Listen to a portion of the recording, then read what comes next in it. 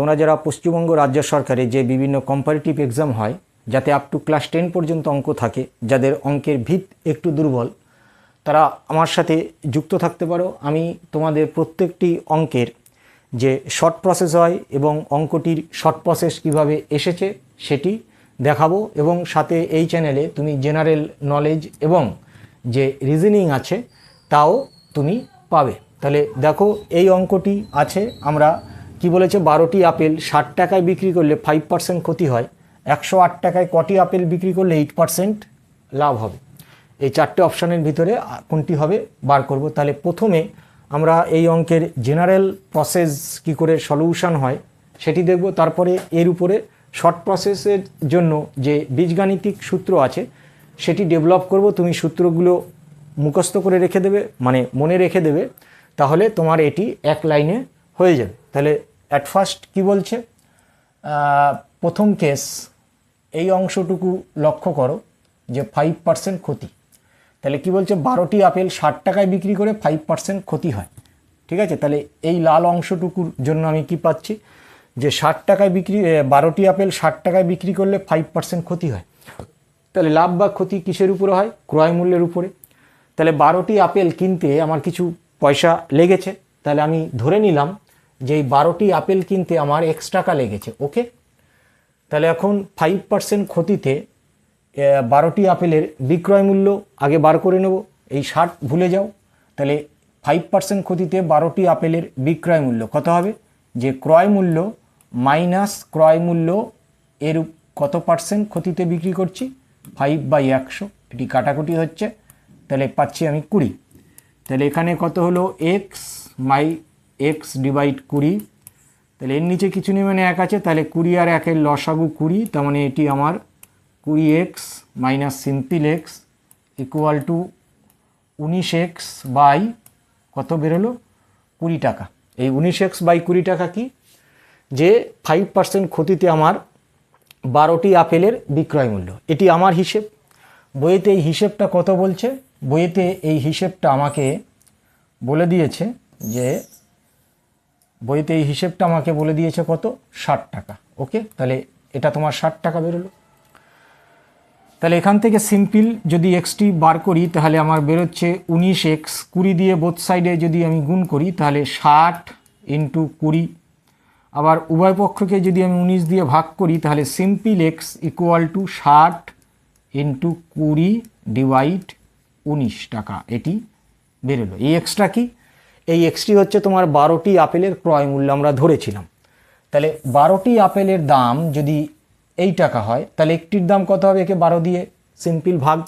তাহলে আমি কি পাচ্ছি এদিক থেকে, যে একটি আপেলের ক্রয় মূল্য। ওকে, একটি আপেলের ক্রয় মূল্য আমি পাচ্ছি 60 ইন্টু 20 ডিভাইড 19 ইন্টু 12 টাকা। ওকে, যেহেতু 12 টাকা দিয়ে টোটাল এটা কিনেছি, একটির দাম একে 12 দিয়ে ভাগ করতে হবে। তাহলে কাটাকুটি হচ্ছে, দেখো এটি 5-12 60, তার মানে কত বেরোলো, 5-20 100 ডিভাইড 19 টাকা। ঠিক আছে, এটি কটি আপেলের দাম, একটি আপেলের দাম। ঠিক আছে, একটির দাম হচ্ছে আমার এই টাকাটি। এবার যদি আমরা প্রবলেমটির এই অংশটুকুই আসি, বলছি 108 টাকায় কটি আপেল বিক্রি করলে 8% লাভ হবে। তাহলে আমি ধরছি 108 টাকা দিয়ে যদি আমি nটি আপেল বিক্রি করি, তাহলে আমার 8% লাভ হবে। তাহলে এখন nটি আপেল বিক্রি করতে চাইছি, লাভ বা ক্ষতি কার উপরে হয়, ক্রয় মূল্যের উপরে। তাহলে nটি আপেল কিনতে আমার কিছু টাকা লেগেছে, তাহলে আমি ধরছি যে এই nটি আপেল কিনতে আমার y টাকা লেগেছে।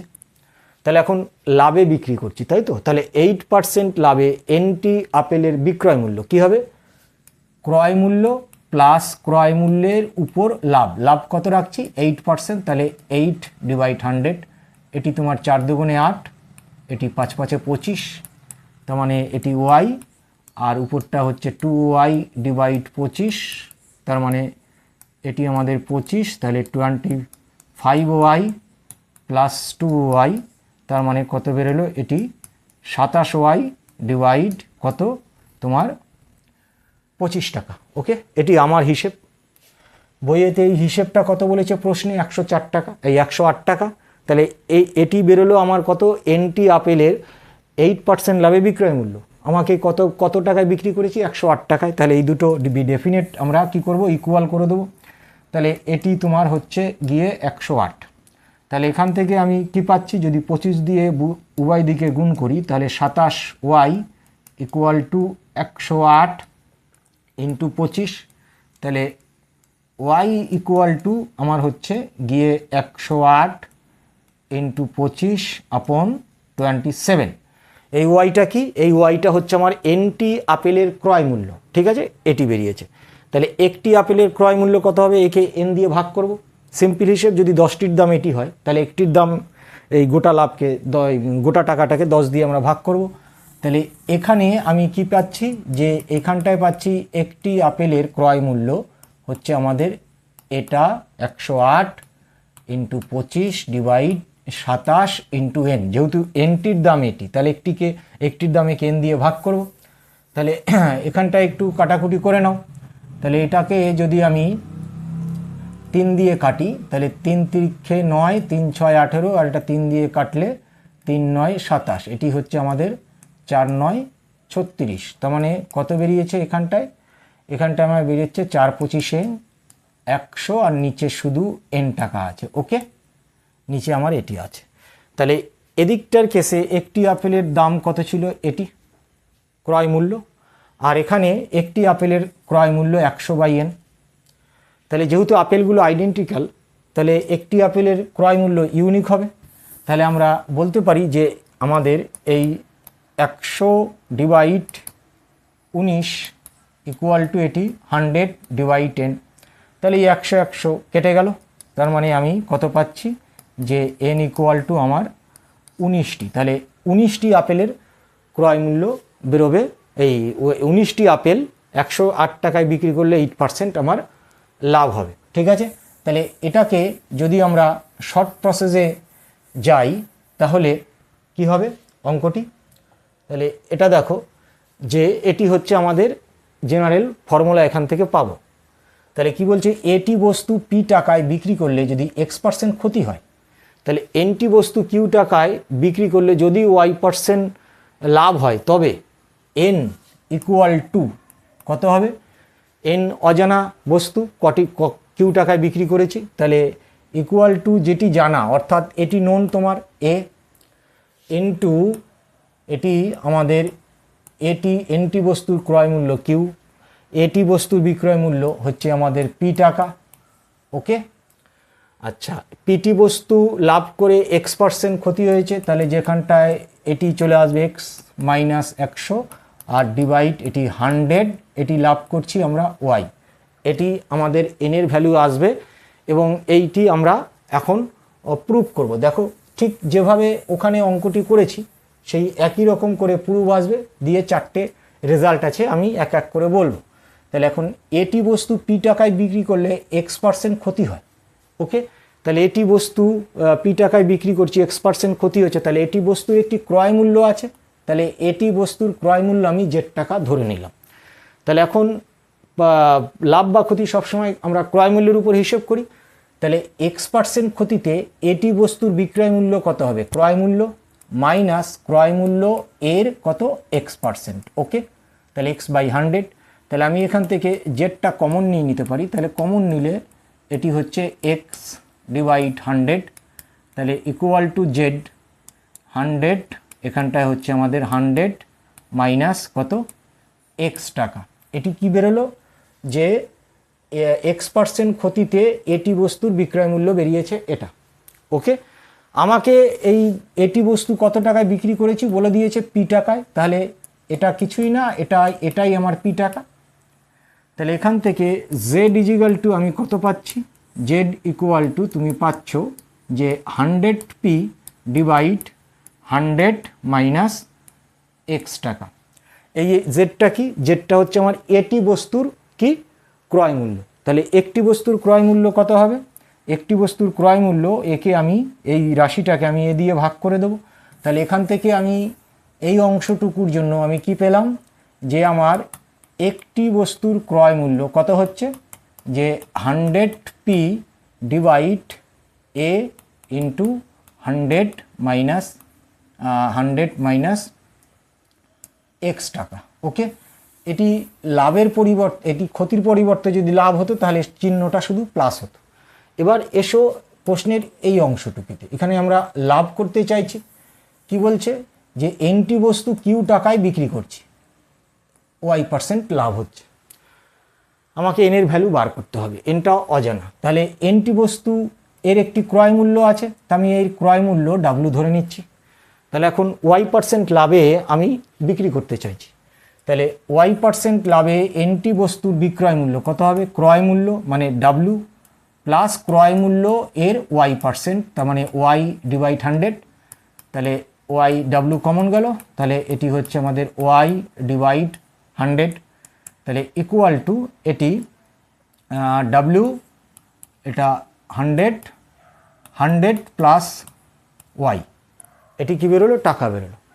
যে এনটি বস্তুর ওয়াই% লাভে বিক্রয় মূল্য এটা।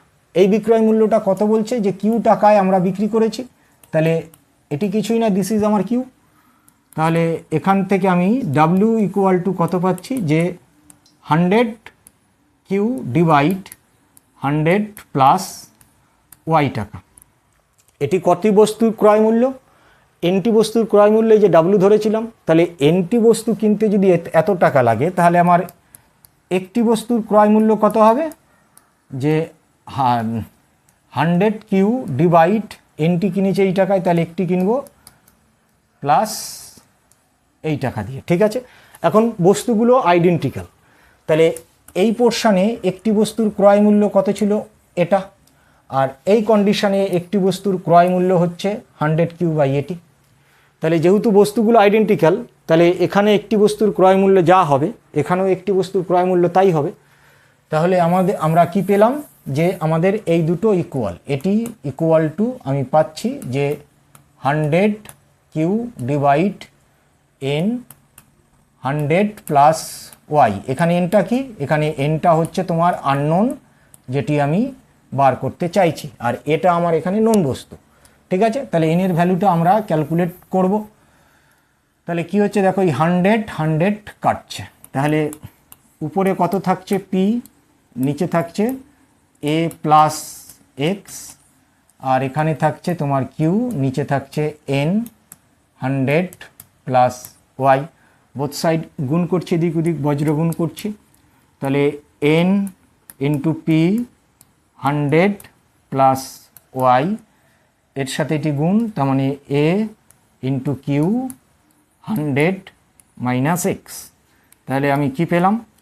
যে এন ইকুয়াল টু এ তোমার নোন বস্তু, যেখানটায় অজানা জিনিসের ক্রয় মূল্য, মানে এনটি বস্তুর ক্রয় মূল্য কিউ, এই যে কিউ, একে পি দিয়ে ভাগ করছে, এদিকে আসছে। আর এখানে কত আছে? পিটি বস্তুর X% ক্ষতিতে বিক্রয় মূল্য। ঠিক আছে, আর এটি নিচে Y% লাভে কিউটি বস্তুর বিক্রয় মূল্য। ওকে, তাহলে এটি বেরোলো আমার কি ইন জেনারেল ফর্মুলা। তাহলে এই ফর্মুলাটায় যদি আমি ডাইরেক্ট ওটা অ্যাপ্লাই করি, আমার এখানে চলে আসবে। তাহলে এই কন্ডিশনে কি আসলো? যে N equal to A Q divide P, এটি আমাদের হচ্ছে 100 minus X divide 100 plus Y টাকা। ওকে, এটি বেরোলো। তাহলে এখন সাপোজ করো এই যে লাভের পরিবর্তে, এই ক্ষতির পরিবর্তে প্রথমে যদি এটি বস্তু পি টাকায় বিক্রি করলে X% লাভ হতো, তাহলে আমাদের কি হতো? উপরটা A Q divide P as it থাকতো। যেহেতু এটি লাভ করছি বলছি, তাহলে এটি হতো আমাদের 100 প্লাস এক্স। এখন যদি প্রশ্ন দেয় যে সাপোজ এটি বস্তু পি টাকায় বিক্রি করলে 8% ক্ষতি হয়, তাহলে এনটি বস্তু কত টাকায় বিক্রি করলে 6% লাভ হবে? এটিও লাভ, ওটিও লাভ, এই ধরনের। তাহলে এইটিও যেহেতু লাভ হচ্ছে, তাহলে এটা আমার ইয়ে হবে, যোগ হবে। মনে করো সাপোজ আমাকে বলল যে এটি বস্তু পি টাকায় বিক্রি করলে X% ক্ষতি হয়, এনটি বস্তু কিউ টাকায় বিক্রি করলে আমরা ক্ষতি আর একটু কমাতে চাইছি, যে Y% ক্ষতি হয়। এটি মনে করো এটি বস্তু পি টাকায় বিক্রি করলে 6% ক্ষতি হয়, তাহলে এনটি আমি একটু ক্ষতিটা কমাতে চাইছি, তাহলে এনটি বস্তু কিউ টাকায় বিক্রি করলে 4% ক্ষতি হবে। তখন যেহেতু দুটোই ক্ষতি, তাহলে আমাদের কি এই যে প্রথমে পোর্শনটা আমরা লিখেছি এটা আনচেঞ্জ থাকছে, এ ইন্টু কিউ ডিভাইড পি, এটি তোমার আনচেঞ্জ থাকবে। যেহেতু দুটোই ক্ষতি তাহলে 100 মাইনাস এক্স, এটি 100 মাইনাস ওয়াই। তাহলে এটা একটা, দুটো, এটি তিনটে, ঠিক আছে। আচ্ছা, মনে করো যে ফোর্থ প্রশ্নে কী হতে পারে, উপরটায় ক্ষতি হলো, উপরটায় লাভ হলো, আর এখানটায় ক্ষতি করলাম আমি। তাহলে প্রথম দুটো আনচেঞ্জ থাকবে, মানে এই পোর্শন আনচেঞ্জ, যা আছে তাই থাকবে। তাহলে কিউ ডিভাইড পি, প্রথমটায় মনে করো লাভ হচ্ছে, তাহলে যেখানটায় লাভ হচ্ছে সেখানে এটি প্লাস, আর ওখানটায় আমরা ক্ষতি করতে চাইছি ওখানে আমাদের মাইনাস। তাহলে এই চারটে এই রকম করে টোটাল চারটে প্রবলেম আসে। তাহলে এইগুলো যদি লজিকটি তুমি বুঝে থাকো তাহলে, এবং এটি মনে থাকলে, তুমি অলরেডি অঙ্কটি 1 লাইন কি 2 লাইনে করে ফেলবে। একটু প্র্যাকটিস করলেই তোমার এই ফর্মুলাগুলো দুদিনেই মুখস্থ হয়ে যাবে।